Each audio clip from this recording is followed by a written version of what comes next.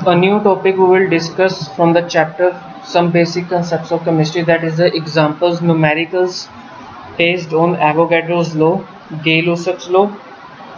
The first example is calculate the mass. Mass हमने calculate करना है an atom of silver and a molecule of carbon dioxide. हमने silver के एक atom का मास कैलकुलेट करना है और कार्बन डाइऑक्साइड पे एक मॉलिक्यूल का मास फाइंड आउट करना है। सिल्वर एटॉमिक मास क्या होता है सिल्वर का 108 यूनिट्स। एटॉमिक मास सिल्वर का होता है 108 u. 1 mole of silver atoms कितने ग्राम के इक्वल होता है 108 gram. 1 mole of silver atoms equal to 108 gram because atomic mass जो सिल्वर का होता है 108 होता है।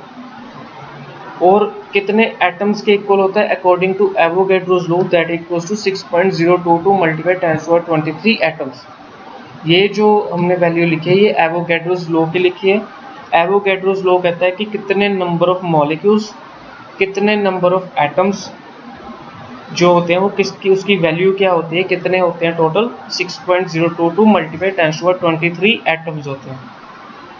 अगर 6.022 मल्टीप्लाई 10⁻23 एटम्स ऑफ सिल्वर में का जो मास होता है वो 108 ग्राम है तो एक एटम का मास हमने फाइंड आउट करना है। इतने नंबर ऑफ एटम्स तो प्रेजेंट होते हैं एवोगैड्रोस लॉ के अकॉर्डिंग, पर एक एटम का मास कितना होगा इतने एटम्स का मास हमें गिवन है। एक एटम का मास क्या होगा तो इस टर्म को इसके साथ राइट हैंड साइड लाकर डिवाइड कर देंगे तो हमारे पास आंसर हो जाएगा। सेम ऐसे ही 1 mole of carbon dioxide that equals to 44 gram. इसमें कितने मॉलिक्यूल्स होते हैं इतने मॉलिक्यूल्स होते हैं। अगर इतने मॉलिक्यूल्स में का मास कितना है 44 ग्राम के इक्वल है तो 1 मॉलिक्यूल का मास क्या होगा 44 को इसके साथ डिवाइड कर देंगे तो आंसर हमारे पास ये आ जाएगा डिवाइड करके। नेक्स्ट एग्जांपल हमारे पास है how many atoms and molecules of sulphur are present in 64 gram of sulphur. ठीक है, how many atoms and molecules of sulphur are present in 64 gram of sulphur. Sulphur क्या है S8। S क्या होता है 32, उसको मल्टीप्लाई करेंगे 8 के साथ तो 256 आ जाएगा। इतने मॉलिक्यूल्स का जो मास होता है वो 256 ग्राम के इक्वल होता है। ठीक है, वो कह रहा है कि 256 ग्राम जो होते हैं वो कितने मॉलिक्यूल्स के इक्वल होते हैं 6.022 मल्टीप्लाई 10⁻23 के इक्वल होते हैं। ये एवोगैड्रो लॉ की वैल्यू होती है। अगर 256 ग्राम ऑफ सल्फर कितने मॉलिक्यूल्स कंटेन करता है तो 64 ग्राम कितने कंटेन करेगा जो हमें क्वेश्चन में पूछा गया। तो जो 6.022 है ठीक है, जो 256 है वो राइट हैंड साइड आके डिवाइड हो जाएगा, उसको मल्टीप्लाई करेंगे 64 के साथ तो हमारे पास आ जाएंगे इतने मॉलिक्यूल्स होते हैं। ठीक है, तो 1.50620 10⁻23 मॉलिक्यूल्स होते हैं हमारे पास। 1 molecule of sulphur contains 8 atoms. एक मॉलिक्यूल में 8 एटम है तो इतने मॉलिक्यूल में कितने एटम होंगे 8 को 8 के साथ मल्टीप्लाई कर दो तो आपके पास आंसर आ जाएगा। Example 3 calculate the number of molecules present. कितने नंबर ऑफ मॉलिक्यूल्स प्रेजेंट हैं 34.20 ग्राम ऑफ शुगर केन। अब 34.020 ग्राम ऑफ शुगर केन का पहले मॉलिक्यूलर मास क्या होगा 342 ग्राम। 342 ग्राम में इतने मॉलिक्यूल्स होते हैं। कैलकुलेट करना है हमने 34.20 का, तो ये जो टर्म है 34.2 6.02 के नीचे आके डिवाइड हो जाएगी। 34.2 के साथ मल्टीप्लाई कर दो आपके पास आंसर आ जाएगा जैसे हमने लास्ट एग्जांपल किया। Calculate the number of molecules present in 1 litre of water. 1 litre of water में कितने नंबर ऑफ मॉलिक्यूल्स प्रेजेंट होंगे अगर उसकी डेंसिटी गिवन है। ठीक है, 1 मोल ऑफ वाटर का मॉलिक्यूलर मास क्या होता है H2O का 18 ग्राम। 18 ग्राम में इतने मॉलिक्यूल्स प्रेजेंट है तो 1 लीटर ऑफ वाटर का मास क्या होगा वॉल्यूम मल्टीप्लाई डेंसिटी। डेंसिटी आपको गिवन है वॉल्यूम 1000 लीटर गिवन है तो आपके पास आ जाएगा 1000 ग्राम। 18 ग्राम में इतने मॉलिक्यूल्स हैं तो 1000 ग्राम का हमने कैलकुलेट करना है। 1000 के साथ मल्टीप्लाई कर दो आपके पास आंसर आ जाएगा। थर्ड हमें पूछा है इन 1 drop of water having mass, जो एक ड्रॉप है वाटर का उसका मास कितना है 0.05 ग्राम। हमने number of molecules find out करने हैं उस 1 ड्रॉप ऑफ वाटर के। 1 मोल ऑफ वाटर में 18 ग्राम होते हैं, 18 ग्राम में इतने मॉलिक्यूल होते हैं, मास आपको गिवन है। अगर 18 ग्राम में इतने मॉलिक्यूल्स हैं तो 18 तो इसके साथ आके डिवाइड हो जाएगा, जो 1 ड्रॉप का मास है उसके साथ मल्टीप्लाई कर दो, आपके पास नंबर ऑफ मॉलिक्यूल्स आ जाएंगे।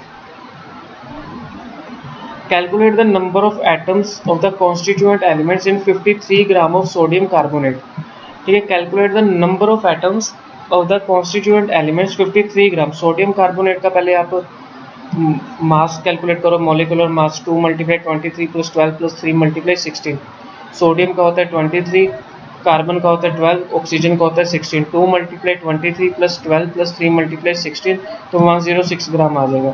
तो 106 ग्राम में कितने number of atoms, 106 gram of Na2CO3 कितने नंबर ऑफ मोल हो गए, 1 मोल के इक्वल है। Calculate the number of atoms of constituent elements 53 ग्राम। तो 106 ग्राम तो मॉलिक्यूलर मास आ गया, तो जो 106 ग्राम ऑफ सोडियम कार्बोनेट है वो 1 मोल के इक्वल है, मतलब 1 मोल में 6.0223 समथिंग। तो 53 ग्राम का कितने मोल होंगे, पहले मोल्स कैलकुलेट करने पड़ेंगे हमें, उसके बाद ही हम आगे फर्दर कैलकुलेट कर पाएंगे। तो 53 ग्राम में कितना होगा, 106 तो 1 के नीचे आके डिवाइड हो जाएगा, 53 के साथ मल्टीप्लाई करोगे तो 0.5 मोल्स आ जाएंगे। बट 1 मोल ऑफ Na2CO3 में 2 मोल्स कितने हैं, Na पॉजिटिव आयन के, 2 मोल्स, ये 2 Na2 है ना, 2 को मल्टीप्लाई कर देंगे Na पॉजिटिव आयन का, मतलब 2 मल्टीप्लाई कर देंगे 6.022 मल्टीप्लाई 1023 Na पॉजिटिव आयन का साथ, तो 0.5 मोल में कितने होंगे, तो 2 मल्टीप्लाई तो ये हुआ ही है, तो 0.5 के साथ मल्टीप्लाई कर दोगे तो Na पॉजिटिव आयन के इतने आ जाएंगे।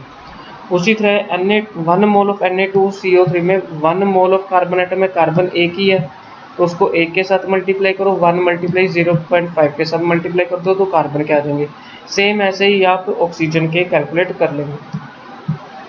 Calculate the number of molecules present in, volume आपको गिवन है, वॉल्यूम मतलब centimetre cube, temperature T1 given है, प्रेशर आपको गिवन है 2 atmospheric pressure. At standard temperature pressure पे आपने फाइंड आउट करना है। स्टैंडर्ड टेम्परेचर प्रेशर का मतलब होता है calculate the number of molecules present in this at atmospheric pressure. First of all we have to determine the volume of gas at standard temperature pressure. जब भी standard temperature pressure की बात होगी आपने हमेशा टेम्परेचर को 273 केल्विन लेना है और प्रेशर को 1 एटमॉस्फेयर में लेना है। ये कब लेना है, जब स्टैंडर्ड टेम्परेचर प्रेशर की बात होगी। अब V2 आप कैलकुलेट कर लोगे, कौन सा फॉर्मूला लगाओगे, P1 V1 by T1, P2 V2 by T2। ये आइडियल गैस इक्वेशन का फॉर्मूला होता है, ये आपने गैस इक्वेशन का फॉर्मूला लगाना है। आइडियल गैस इक्वेशन का फॉर्मूला होता है P1 V1 by T1, P2 V2 by T2। यहाँ से आप V2 की वैल्यू कैलकुलेट कर लोगे। 1 मोल में कितने मॉलिक्यूल्स होते हैं, इतने मॉलिक्यूल्स होते हैं। हमने स्टैंडर्ड टेम्परेचर प्रेशर में लास्ट लेक्चर में पढ़ा था कि कितना वॉल्यूम होता है, 22,400 सेंटीमीटर क्यूब होता है, ये 22.4 लीटर होता है। तो 22,400 सेंटीमीटर क्यूब में इतने मॉलिक्यूल्स होते हैं। जो 700 आंसर आया है उसमें कितने नंबर ऑफ मॉलिक्यूल्स होंगे, ये जो 22,400 है ये 6.022 के नीचे आगे राइट हैंड साइड आके डिवाइड हो जाएगा, मल्टीप्लाई कर देंगे 700 के साथ, तो हमारे पास क्या आ जाएंगे, मॉलिक्यूल्स आ जाएंगे।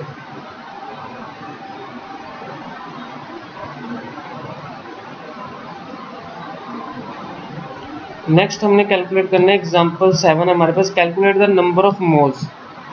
नंबर ऑफ मोल्स आपने कैलकुलेट करने हैं। फर्स्ट पार्ट आपके पास गिवन है 392 grams of sulphuric acid. H2SO4 का मॉलिक्यूलर मास क्या होता है, 98 ग्राम। 98 ग्राम में 1 मोल प्रेजेंट है। 392 ग्राम का हमने कैलकुलेट करना है, तो 392 के साथ हम कैसे करेंगे, 98 1 के नीचे आके डिवाइड हो जाएगा, 392 के साथ मल्टीप्लाई कर तो 4 मोल्स आ जाएंगे।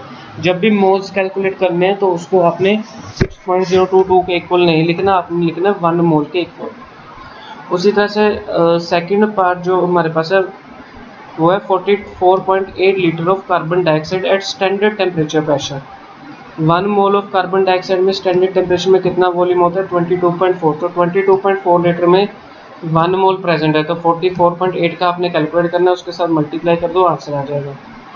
उसी तरह से 1 मोल ऑफ ऑक्सीजन में कितने मॉलिक्यूल्स होते हैं 6.022 multiply 10⁻23 molecules that is equal to 1 mole of oxygen. अब 9 ग्राम ऑफ एल्यूमिनियम का फाइंड आउट करना है। 1 मोल ऑफ एल्यूमिनियम में कितने होते हैं 27, तो 9 ग्राम का फाइंड आउट कर लो 1/27 क्योंकि 27 ग्राम 1 मोल के प्रेजेंट होते हैं तो 9 के साथ आप मल्टीप्लाई करके आंसर आ जाएगा। तो ये सारे पार्ट्स आपने ऐसे ही करने हैं। अब हम करेंगे एग्जाम्पल 8।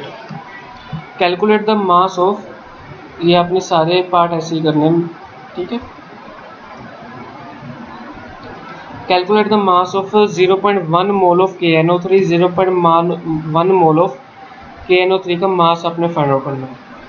KNO3 का मोलिकुलर मास क्या होता है 101 ग्राम, पोटेशियम का होता है 39, नाइट्रोजन का 14, ऑक्सीजन का 16। तो वहाँ से आपके पास मोलिकुलर मास आ जाएगा। 0.1 मोल में आपने फाइंड आउट करना है। 1 मोल में इतने 101 ग्राम होते हैं, ठीक है।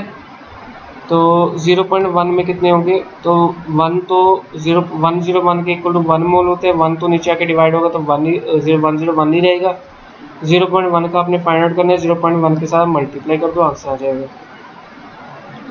1 मल्टीप्लाई 10⁻23 मॉलिक्यूल्स ऑफ मीथेन में फाइंड आउट करना है। 1 मोल ऑफ मीथेन में कितना होता है 16 ग्राम, उसमें कितने मॉलिक्यूल्स होते हैं 6.022 मल्टीप्लाई 10⁻23।